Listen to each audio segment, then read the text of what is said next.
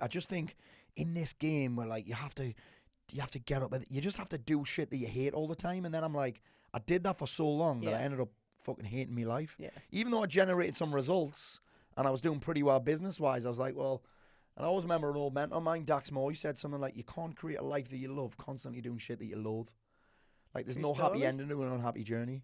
Like I don't think there is. Juice worth the squeeze? Is the juice worth the squeeze? That's my kind of. And there's a mad parody, which is, isn't it mad that we build out plans full of shit that we hate and then hate ourselves when we don't do them?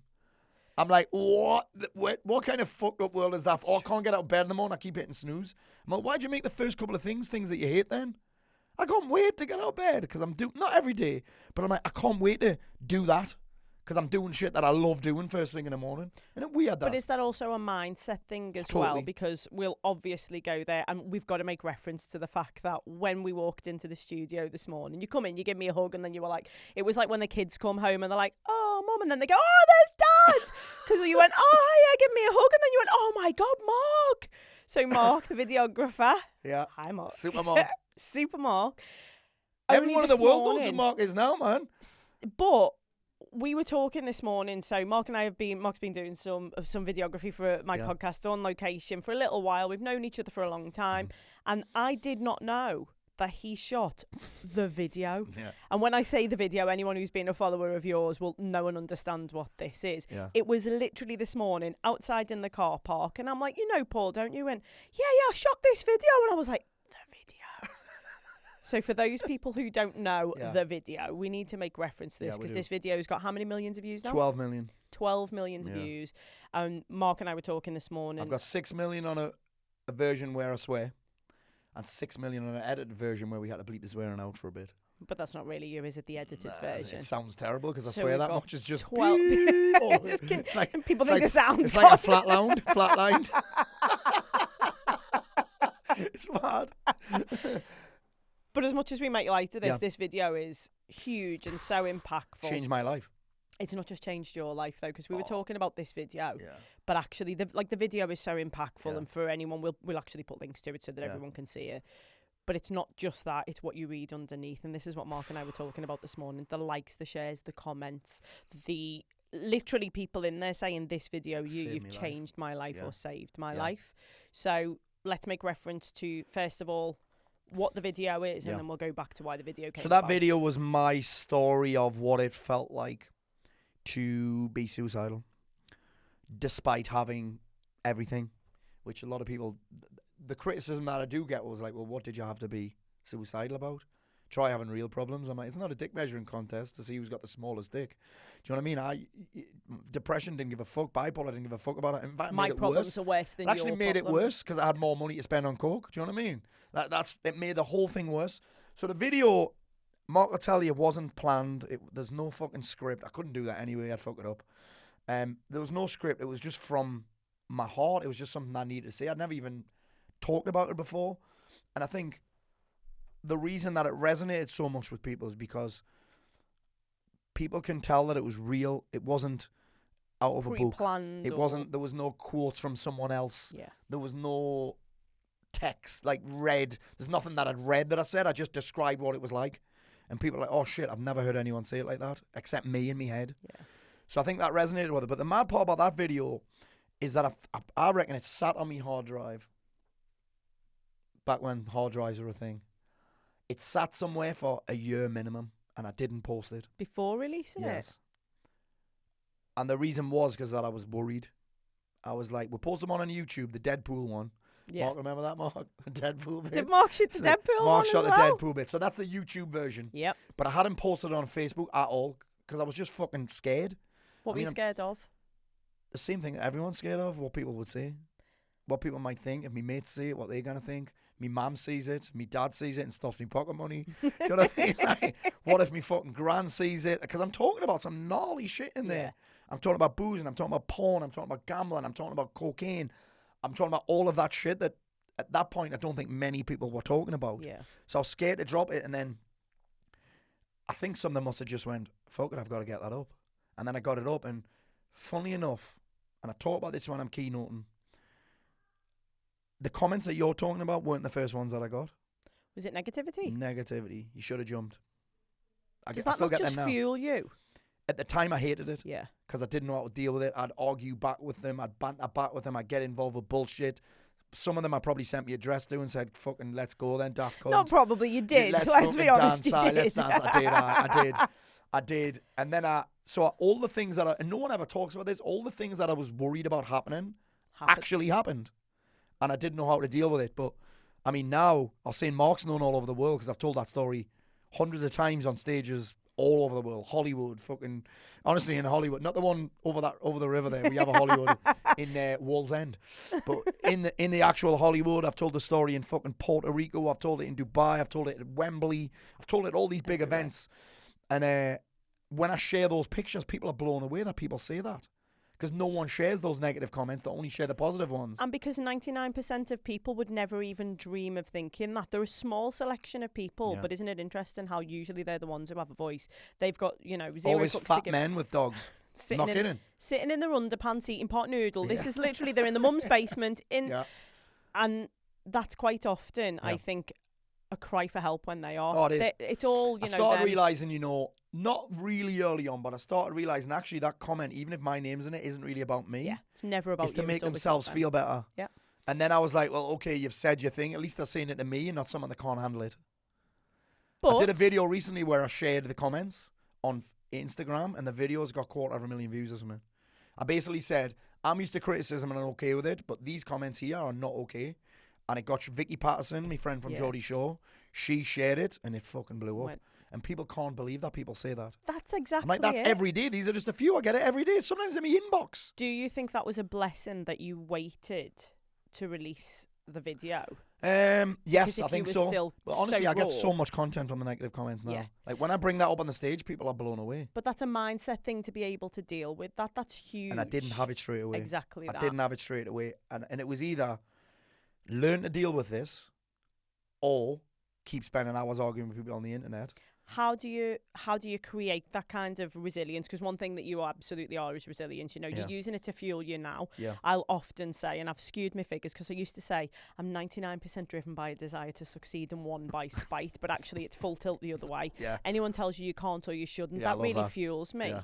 But it never when I was younger. Yeah. I was the people pleaser. I wanted everybody to love like me. Yeah. The fear of judgment. So I would often not say things. How do we build this up? How did you do it? Well, I did and it for because who's listening, one of the reasons I was rock bottom, Tony, is because that I didn't have the courage to be myself publicly. Mm-hmm. So I'm a dirty bastard.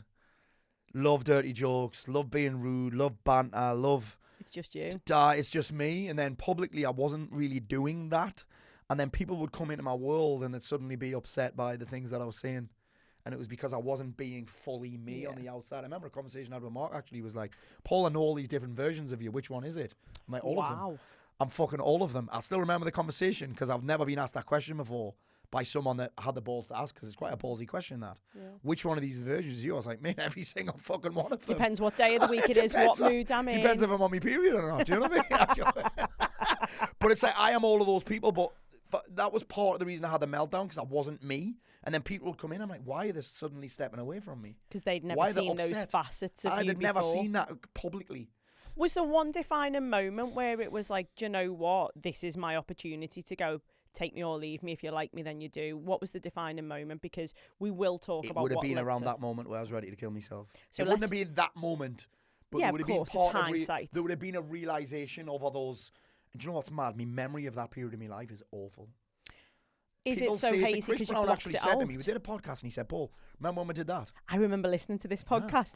Yeah. Your look on your face was like, no, never done that. The memory of that period in my life is terrible. I think it's because I was, well, you got to consider I was on a cocktail of medication from the doctor, but I was still sniffing myself inside out every weekend. Like, so my memory of that time is terrible, but that whole month of December and January, that was really the period of change for me. And this was 2014. 2014, that period, December, January, a lot of things happened. There was the Clifford incident. There was Christmas Day where I had to spend it on my own with the Suicide Watch team.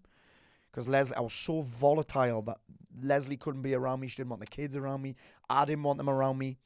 And then there was periods over that time where I met a lady called Donna. Donna was... It's just... Donna, I love this. I've been trying to get on my podcast for fucking 4 years. She won't come on. None of it. Why? because she kind of doesn't want people to know who she is, because she works with a lot That's of really... because of what she does. I didn't like to be considered this, but I was vulnerable. I didn't really... You know, when you say vulnerable people, I was vulnerable, and I hated being called that, by the way. I'm this big hard cunt. Do you know what I mean? I'm this big hard cunt. I'm not vulnerable. But she basically told me what I needed to hear. There was a lot of... In my life then, I was getting mollycoddled by a lot of people. Telling you what you wanted to hear. Tell me what I wanted to hear. I was amazing. You're this, you're that. And I quite like that now. But that's also because of where you were. Because to put this into context before we get to 2014, you know, we've mentioned that 2012 you were doing the boot camps, you'd set up your company, you'd set up Lean Greens, you were making shed loads of money. You had what many people would deem to be the perfect life. Yeah. And we're definitely going to come back to this because I have so many theories around the perfect life, which actually is polar opposite, and we have to experience that, or people do, before they realise full tilt the other way. So you've got this epic life. As a result of that, you've got people blowing smoke up your arse telling you you're amazing, you can do whatever you want, blah, blah, blah. King of the dickheads. So what was it that Donna did or said that had such an impact on you? I still remember it clearly. Donna didn't say anything. There was a time she turned up. I had to see her every single week. She'd come and visit me in my old office, which is nicknamed Fritzl's basement. It was fucking wild. That was bad, wasn't it? It was a mad office, this one. Anyway, it was weird. It had a boxing ring in it. That's how mad it was, right? Random but thing. Donna, one time, she turned up and I was hungover. In fact, I was hungover 2 days after I'd been on the set. It was a Monday. I'd been out on a Saturday. She looked at me over the top of her glasses, like my mum used to look at me over the top of her glasses. And I was like, Donna's not. The look that says, I'm not angry, I'm disappointed. She wasn't trying to give me approval. She wasn't trying to praise me for doing well. It was the disappointed look. Wow. And I was like, shit, this is a fucking, And that was one of the moments that started me thinking, fucking hell. It was another one of the moments where you have these should do's. I should probably stop that. But everything that started piling up of that period, they started to become must do's. What I don't mention a lot of the time is that actually 2014, the year that I had that meltdown, the biggest part of the meltdown was actually a year where I'd actually started to get my shit together. So I'd learned about the meditation stuff. I'd learned a lot of stuff. I joined a men's group. But actually it made it worse because I realised that before that I was doing the best I could with what I knew. But then I had this thing where actually now I know better. And I'm still not doing it. Even more guilt. So there was guilt because I'm like, I know. Before I didn't know what to do. I'd be like, well, I'm bipolar, so of course I'm going to do this. That was your excuse. Oh, it was me get out clause. It was me crutch. It was the drama. Oh, well, I'm bipolar. That's why I said that. I'm bipolar. That's why I need to get on the drink and the sniff. This is just what men do to de-stress and unwind. So that's what I did before, and then I learned all this stuff, and I was like, oh, shit. I can't give myself permission anymore. And I'm not doing it. So that actually piled even more guilt, and it made me feel even more fucking useless and like a burden, despite evidence that was to the contrary everywhere else. It's mad. But yeah, it was that period of January and December that year. Those were the ones that really woke me the fuck up, if you like. That got me out of autopilot. And there was just a series of little things that happened. It's and so refreshing to hear that, though, that it's a series of little things. Because a lot of people I had this light bulb moment. Yeah. And, you know, now I realise, and it was after that, but it's so refreshing to hear, actually. Little build-up of little things. But the honesty around it as well. You know, there must be a huge amount of guilt that you either carried or still carry, where you go, you've got a wife, you've got these 2 kids who are dependent on you, you've got everything that many people would deem to be the best thing. Well, there's a couple of other things that I'll throw on top, and these were both very powerful moments at the same time. Christmas Eve that year, I went out on a drink through the day, and I got so pissed that I couldn't build the Thomas the Tank Engine train set. Had to get me dad round. Me dad, again, never said a fucking word. He's not a talker, me dad. He's not like me. He's not a talker. He's a closed fucking book when it comes to emotions. I've seen him cry once, and that was my sister's wedding. And he still joked about it. Do you know what I mean? That's what we do. And then I could tell he was, what the fuck are you? He didn't say anything. Still hasn't. And I could tell he was thinking, what the fuck are you doing? Why am I here having to do this? What the fuck are you doing? And then there was another incident, which was on the cliff, where Leslie said to me, think of the kids. And I said, they'll be better off without me. I truly believe that. And she said, well, think about the kids then growing up as those kids whose dad killed himself. Out of all of that, that was probably the one that was like, oh, shit, that's bang on. Like, that was like, she doesn't know where them words came from, but those are the ones that still resonate with me the most now. Like, if I couldn't do it for me, because I didn't think I deserved to get better, I thought I was a waste of fucking space. I thought I was a burden on everybody. I thought I was a inconvenience for everybody. I thought that nobody liked me. I actually said the words, no one would even give a fuck if I killed myself.